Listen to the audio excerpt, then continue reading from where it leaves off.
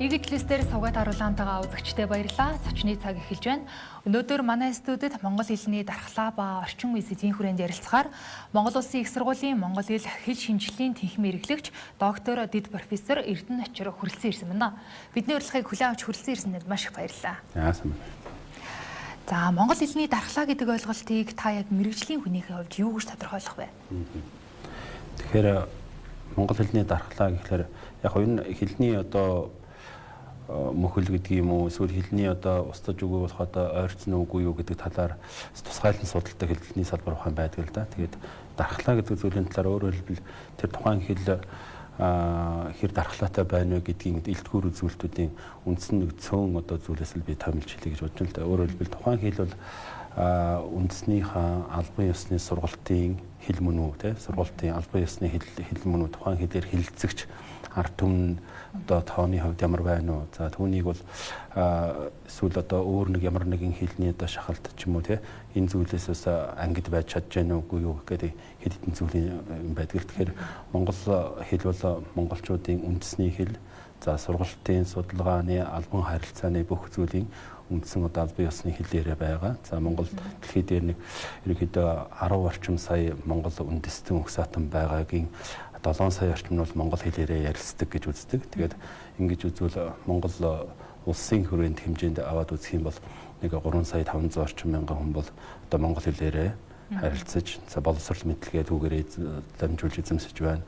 Албан ахтлуудын бүх төрлийн харилцаанд монгол хэлээрээ одоо харилцаж хэрэглэж байгаа ийм зүйлд бол энэ монгол хэлний одоо мөхөл гэдэг юм уу эсвэл аюулд ойрцсон гэдэг юм энэ зүйл бол ангид байгаа гэж аз. Мэдээж зүгээр хэрэглээний явцад янз бүрийн үзэгдэл байж болно. Тэр одоо хариугүй зээлэгч байдаг юм уу, нэр томьёоны буруу орчуулагч байдаг юм, зөв бичгийн дүрмийн ч юм энэ ч бас зарим зүйл нь бол ангид авч үзэх хэрэгтэй зүйл байдаг л да. Зарим нь хэрэглээний шинжтэй, зарим нь бол үндэснийхээ хэмжээнд бас нөлөөлөх тэр ерөнхий зөв тогтлороо бас ямар хөө хэмжээ хэцээтэй байна вэ гэдгийг бас харуулцах хэрэгтэй байдаг.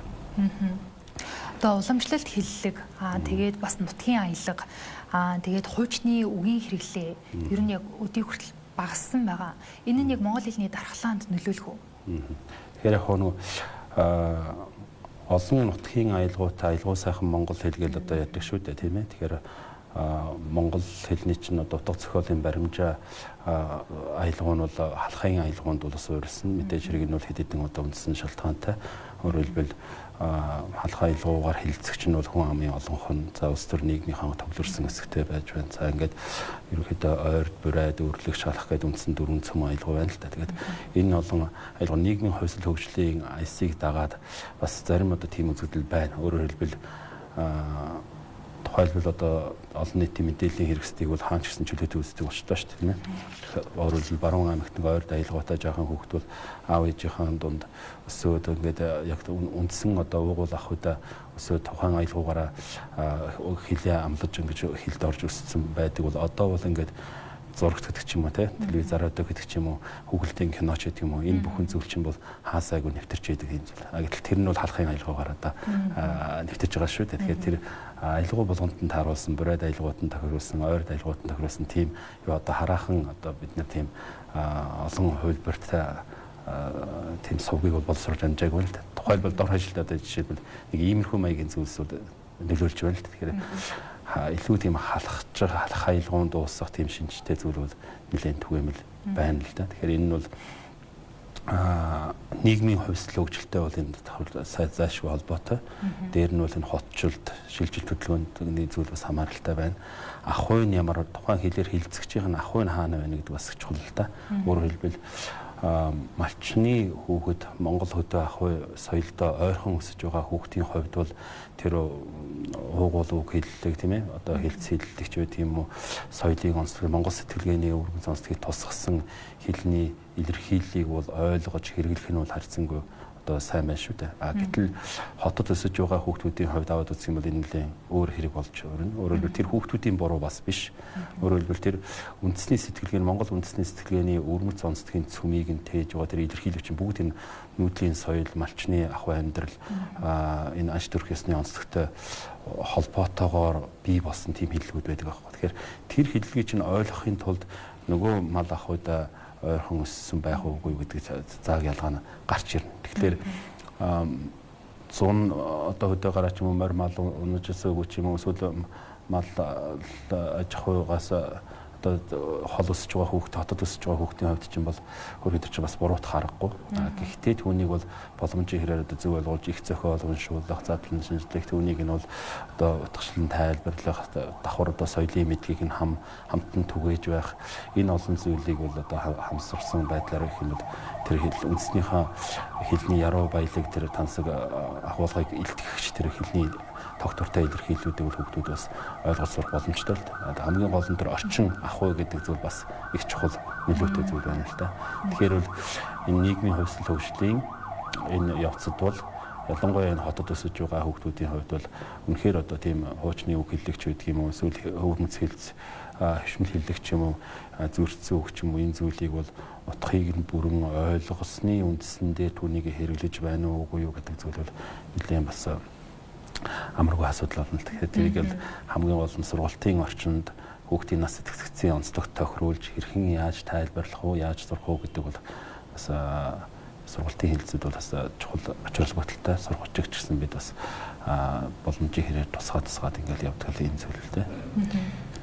Одоо дэлхийн хэлийг англи хэл гэдэг юм ойлголттой болчлоо. Англи хэлийг хүн болгон сурах хэрэгтэй биш ёстой гэдэг одоо ойлголт сүүлийн жилүүдэд нэлээд хүчтэй явж байна л та. Тэнгүүд эргээд монгол хэлийг гадагшаа заах яг хэлээ бусад оронд таниулах тэгээд нэг олон улсын хэл болгох хэрэгцээ шаардлага уламжлал байгаа юу? Тэгээд яг энэ тал дээр ямар ажил төсөл хөтөлбөр хэрэгжүүлж байгаа вэ? Таас их чухал асуулт сууж байна. Өөрөөр хэлбэл мэдээч хэрэг одоо орчин үеийн хуучин бол нийтийн хэл гэж хэлдэг байсан. Шинжлэх ухааны одоо олон нийтийн хэл бол энэ шинжлэх ухааны хөгжсөн түүний одоо шинжлэх ухааны судалгааны үр дүнг хэвлэн нийтэлж одон түгээж байгаа хэл бол ялчгүй одоо англи хэл бол нэг нь бол мөн одоо нэгдсэн үндэсний байгууллагын 5 одоо аль биесны хэл байж байгаа шүү дээ. Тэндээ тэн дундаас бол хамгийн өргөн хэрэглээтэй шинжлэх ухааны бүтээл номын бүтээл зохиол хамгийн олноороо гарч байгаа хэл нь бол англи хэл байна. Тэгэхээр энэ нөлөөллөлийн хувьд бол англи хэл дэлхийн одоо хэмжээний хэлний хувьд бол мөн түрүүн бидний эхний ярилцлагын эхэнд асуусан тэр хэлний дархлаа гэдэг зүйлтэй холбоотой зүйл бас энд гарч ирнэ. Өөрөөр хэлбэл энэ даяаршлын эрэнд үед англи хэлний одоо төрөл гэх юм уу энэ зүйл байдаг юм уу байхгүй юм уу энэний хажуугаар жишээлбэл ингээд одоо энэ чинь англи хэлний сургалтад олон дунд сургуулиуд байж байна. Тэгэхээр тэр бас нэг талаасаа тэр англи хэл сурахыг ерөөс буруутгаж ерөөсө болохгүй тэр хөвгний өөрийнх нь сонголт ирэх зүйл энэ. Нэг талаасаа зөвхөн монгол хэлтэй хүүхэд байх ёстой гэж бас мөхөрлж бас болохгүй тийм. Тэгэхээр Монгол улсад бол энэ монгол хэлийг сургаж за монгол хэлний боловсролыг бол тогтолцоотойгоор түгээж ирсэн түүхийг авч үзэх юм бол мэдээч хэрэг олон зууны өмнө бол одоо ингээд монгол хэлийг монголын эзэнт гүрний үед ч байдаг юм уу монгол хэлийг сурахад янз бүрийн бичиг бол солонгос хятад гэж юм уу араб перс гэж юм уу энэ олон орнууд бол байсан. Энэ тийм уламжлалч биш. Одоо ч тэр хэл бичгийн хэлний зүүн одоо дурсгалууд нь бол өглөж хадгалж ирсэн байж.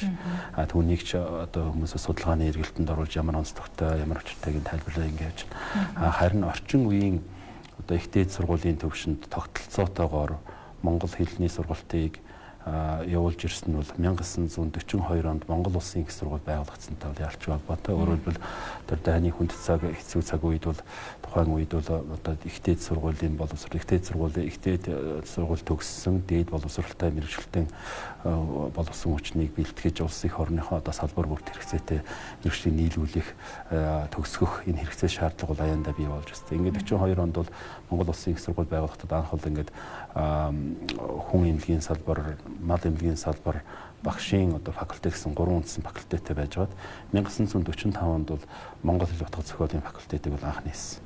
Тэгэхээр яг тэндээс ихлээр одоо бас 80 жил өмнө гэсэн үг шүү дээ. Тэгэхээр 80 жилийн өмнөөс ихлээд бол энэ их дээд сургуулийн төвшөнд монгол хэлний сургалт судалгааг бол тогтолцоотойгоор хөгжүүлэхийн үндэс суурь нь бол орчин цагт гэсэн үг шүү дээ. Тэрнээс түүнээс өмнөөс монгол хэл бичгийн сургалт судалгаа байгаагүй гэсэн үг биш. Тэгэхээр тэр академич Бямби Эренчингой бол анхны техникийн хэрэгчээр нь байж байна. Ингээд тэр үед бол одоо анхны 33 оюутныг эсвэл дараа нь академич Шадвын Лувсан ондан доцент Төвшний Пагва гэдэг одоо олон эрдэмтэд бол ерөнхийдөө өнөө хүртэл 40 гаруй эрдэмтэн судлаачдууд техникийн хэрэгчээр нь ажиллаж ирсэн байдлыг нь авч үзвэл ингээд нэг тийм статистик гарч байгаа юм л та. Тэгээд ингээд сургалтынхны байдлыг авах юм бол анх байгуулагдсан цаг үедээ бол нийгэм цаг үед тулгамдсан асуудал Монгол орныхоо өнцөг болон бүрт за Монгол хэлнийхээ одоо үндснийхээ хэл бичгийг зааж түгээж таниулах сургалтыг одоо хөтлөн явуулах Монгол хэл бичгийн багш нарыг бэлтгэх нь одоо их чухал байсан. Ингээд 1942 онд бол их сургууль байгуулагдах үед бол Оросын одоо мэргэжилтэн багш нар бол их ирж сурч байж тэр үед бас байгалийн ухааны салбар цөөн тоогоор одоо Орос оюутан суралцж байсан байна. Тэгээд тухайн үед бол тухайн бүгд найрамдах Монгол ард улсын одоо гадаад харилцаа хөгжихийн хэрээр бол энэ Монгол улсад ирж суралцах гадаадын оюутны тоо бол их олоор нэмэгдэж эхэлсэн байна л да. Яг тухайлбалаад авч үзэх юм бол 1952 оноос ахуулаад гадаадын оюутнууд бол Монгол хэлний бэлтгэл ангид суралцж эхэлсэн байдаг. Ингээд энэ тоо бол одоо өснө нэмэгдээд тухайн үеийн одоо хэрэгцээ шаардлагыг үндэслээд 1970 оны одоо нэг архивын баримт байна л да. Тухайн үеийн ардыг гэрх яамны сайд ишцэрэн гэдэг хүний одоо тушаалаар бол юу гэж тухайн үед социалист нөхөрлөлийн одоо 5 улсаас 100 гаруй гадаад оюутан суралцж байгаа тул тухайлан одоо энэ гадаад оюутны сургалт судалгааг эрхэлсэн бие даасан техникийн байгууллага гэдэг энэ Монгол хэл утга зохиолын техникээс салбарлуулж Монгол хэлний техник гэдгийг байгуулсан. Тэгээд тэрнээс үл яасан бэ гэхээр хэд хэдэн зүйл заалтууд байсан. Өөрөөр хэлбэл Монгол улсын ихтэй сургуульд суралцах гадаадын оюутны Монгол хэлний төвшинг тогтоох шалгалт авах. За шалгалтыг аваад бол хэрвээ одоо тааруухан байх юм бол Монгол хэлний бэлтгэл тааруухан байх юм бол тэр Монгол хэлний бэлтгэл ангид бол одоо жил тойрон одоо суралцах ёстой гэдгийг нь өргөжүүлж зааж хуваарлсан байна.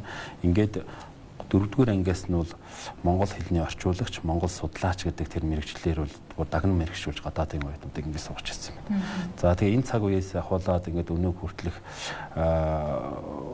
байдлыг авч үзвэл тэр Монгол улсын их сургуульд бол ингээд 8000 гаруй хүн Монгол хэлний бэлтгэл ангид сурч төгссөн байна л да. Зарим нь бол яг 4 жилийн Монгол хэлний үндсэн хөтөлбөр, бакалаврын хөтөлбөр 5 жилийн 4 жилийн сургалтыг дүүргэсэн хүмүүс байна. За олонх нь бол Монгол хэлний бэлтгэл ангийг төгссөн хүмүүс байна. За тэгээд тэндээс бол маш олон одоо орны гадаадын алдартай монгол хэлтэй монгол судлаач нар төрөн гарсан байна. Элчин сайдын яамд ажилладаг дипломат ажилтнууд төрсөн гарсан байна. Бас бус одоо олон салбарт ажиллаж байгаа энэ монгол хэлний мэргэжилтэнд гарсан. Тэгэхээр эндээс үеж таны тэр асуултын агуулгатай холбогдуулаад нэмж тайлбарлахад бол энэ хүмүүсийн одоо тэр монгол хэлний мэдлэг чадварын төвшнийг тогтолцоотойгоор үнэлж байна уу? Энэ чиглэлээр одоо ямар арга хэмжээ авч байна вэ? Ямар одоо судалгааны бүтээл ном сүүдийн үед гарч байна вэ гэдэг зүйл яхаар гол чухал асуудал л да. Тэгэхээр энэ эргээд бол гадагшаагаад хэлсэн монгол хэлний сурах судалгааны бодлогыг дэмжихэд одоо бас ямар ач холбогдолтой ажлууд байх вэ гэдэг нэг чухал зүйл л да. Тэгэхээр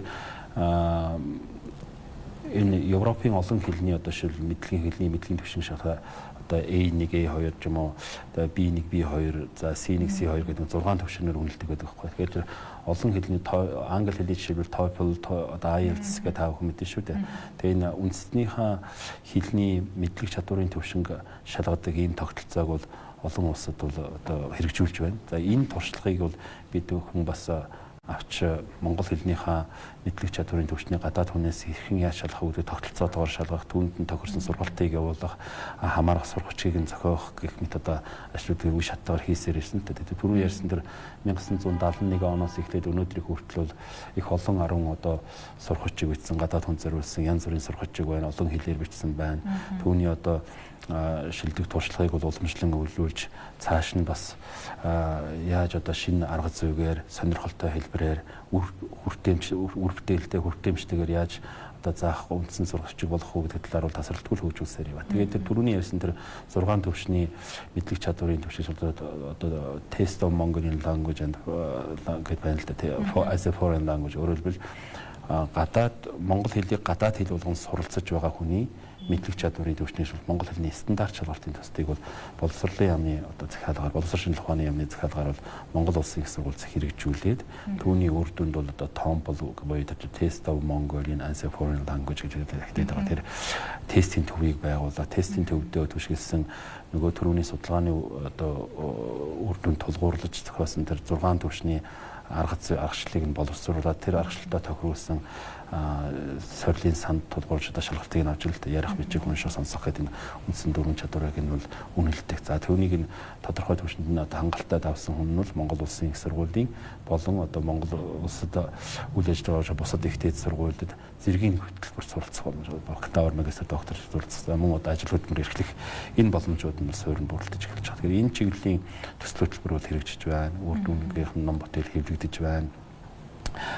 Энэ чиглэлч багш нараас одоо мэрэгшиж одоо ажилладаг. Тэгэхээр түрүүний энэ бас нэг зүйлийг тодруулж хэлье гэж бодож байна. Өөрөөр хэлбэл Монгол улсдаа бид бүхэн монгол хэлтэй монгол судлаач нарыг бэлтгэхийн сацуу Монгол улсын монгол хэл бичгийн салбарт ажиллаж байгаа эрдэмтэн багш нар гадаадын монгол судлалын төвүүдэд өөрсдөө очиж зочин багшаар ажиллаж тентхийн одоо монгол судлалыг бэхжүүлэх, сургалт судалгааг нь сайжруулах энэ үйл хэрэгт бол хувь нэмэр оруулсаар ирснийг заавал дуртах хэрэгтэй.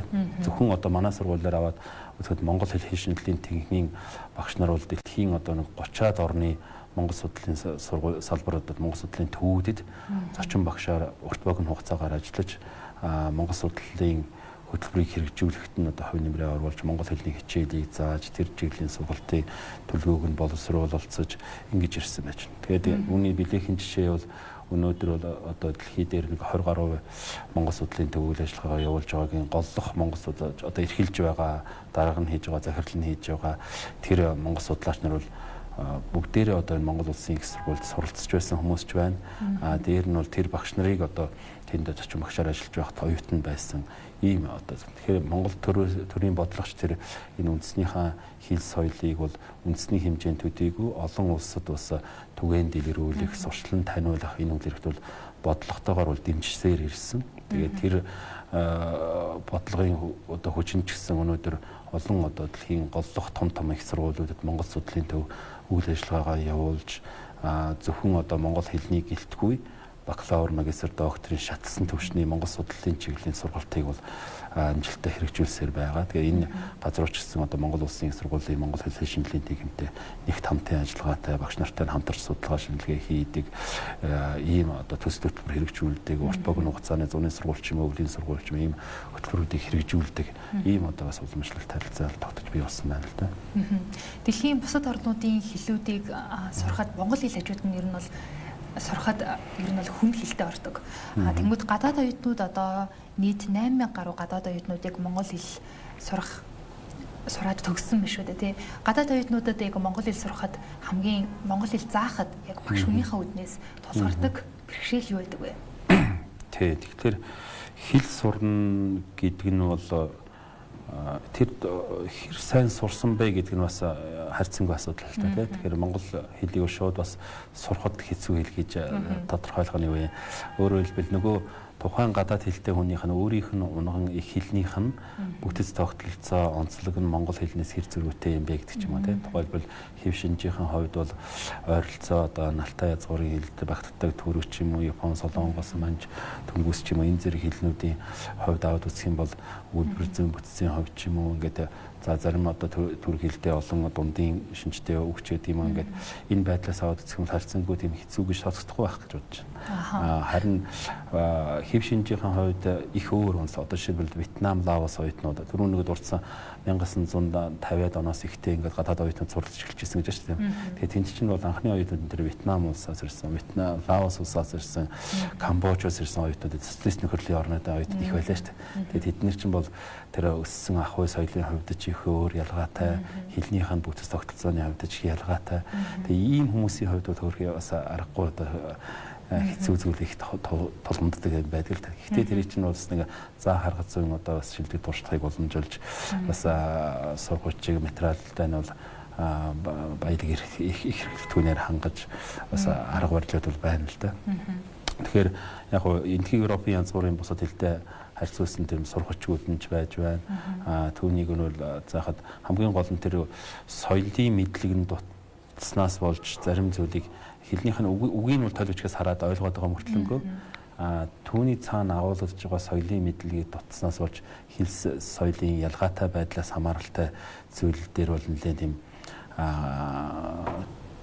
төвөгтэй гэх юм уу те хэцүү тулгамддаг асуудлынх нэг нь бол тэрл байдаг л та. Тэгэхээр хамгийн гол нь Монгол ах уй соёлтойгоо түрүүн хүүхдийн жишээн дээр бид нар ярьлаа шүү дээ тийм ээ. Тэгэхээр ялангуяа тэр хэл сэтгэлгээний өвөрмөц сонслогийг тусгасан хэлний илэрхийлүүдийг зөв ойлгоход нь хэлбэршүүлсэн тэр соёлын хэл соёлын одоо нэгсмэл уялдаатай сайн тайлбар бүхий сургалтын ихэр түүнийг хөдөлж өгөх, түүнийг нь зааж байгаа багш нь тайлбарлаад ингээд явхад бол бас болохгүй зүйл байдаг. Ямар учраас ийм ялгаатай байгаа юм? Яагаад ингэж ямар учраас зарим зүйл нь ойролцоо нийтлэг шинжтэй юм шиг мөртөө ямар учраас зарим нь бол ийм өвөрмөц онцлогтой огт одоо төсөөтэй бос тийм зүйлсүүд байгаа юм бэ гэдгийг нь бол зөв арга зүйгээр тайлбарлаад өгөхөд бол тийм ч одоо хэцүү хэл гэсэн ойлголт бол байхгүй байх л гэж бодож байна. Тэгэхээр гадаад оюутнууд бол ер нь их сайн сурсан одоо гадаад оюутнууд маш олон бий. Тэгээд тэр бол монголч эрдэмтэдч болсон монгол хэл соёлыг өөрсдөө заан түгээгээд явж байгаа олон жишээ байна. За энэ хүрээд та бидний ярилцах цаг өндөрлөж байна. Бидний урилгыг хүлээн авч хүрэлцэн ирсэн танд маш их баярлалаа. Баярлалаа та бүхэнд. Өнөөдөр манай студид монгол хэлний дархлаа ба орчин үеийн сэдвээр Монгол Улсын их сургуулийн монгол хэл шинжлэлийн тэнхимийн эрхлэгч доктор Дид профессор Эрдэнэ Очир ирж ярилцлаа. Анхаарлаа хандуулж хамтайсан үзэгчдэд баярлалаа. Шинэ өдрийн мэнд төргийн үзэгчдээ анхаарлаа хандуулж баярлалаа.